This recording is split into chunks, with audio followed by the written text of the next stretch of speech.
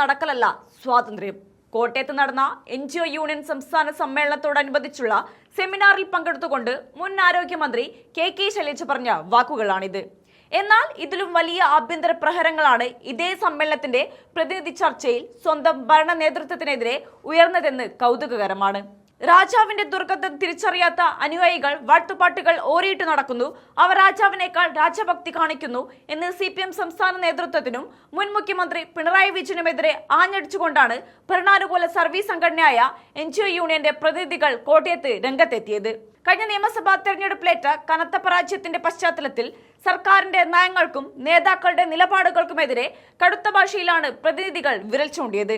കഴിഞ്ഞ ഇടതുപക്ഷ സർക്കാരിന്റെ കാലത്ത് NGO യൂണിയന്റെ അവസ്ഥ ഭർത്താവിന്റെ പീഡനം സഹിച്ച് അഭിമാനമോർത്ത് മാത്രം വിവാഹബന്ധം തുടരുന്ന ഭാര്യമാരുടേതിന് സമാനമായിരുന്നു എന്ന് ഒരു പ്രതിനിധി ആരോപിച്ചപ്പോൾ സംഘടനയ്ക്കുള്ളിൽ പുകയുന്ന കടുത്ത അമർഷമാണ് പുറത്തു വന്നത്.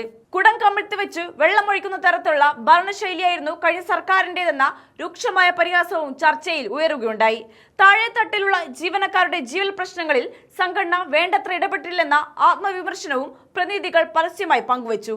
5 വർഷം പൂർത്തിയായിട്ടും ജീവനക്കാരുടെ ശമ്പള പരിഷ്കരണം നടപ്പാക്കാത്തതിലും ഖജനാവിൽ ആവശ്യത്തിന് തുകയുണ്ടായിട്ടും DA കുടിശ്ശിക ശമ്പള പരിഷ്കരണ കുടിശ്ശികയും നൽകാത്തതിലും തങ്ങൾ വഞ്ചിക്കപ്പെട്ടുവെന്ന ശക്തമായ വികാരമാണ് NGO യൂണിയൻ പ്രവർത്തകർക്കിടയിൽ നിലനിൽക്കുന്നത്.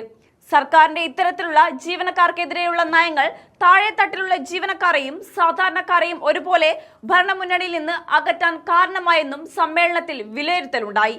ഈ കടുത്ത വിമർശനങ്ങൾ ഉയർന്ന സമ്മേളന വേദിയിൽ തന്നെയാണ് ലിംഗസമത്വവും സാമൂഹിക നീതിയും എന്ന വിഷയത്തിൽ നടന്ന സെമിനാർ CPM കേന്ദ്ര കമ്മിറ്റി അംഗം KK ശൈലജ ഉദ്ഘാടനം ചെയ്തത്.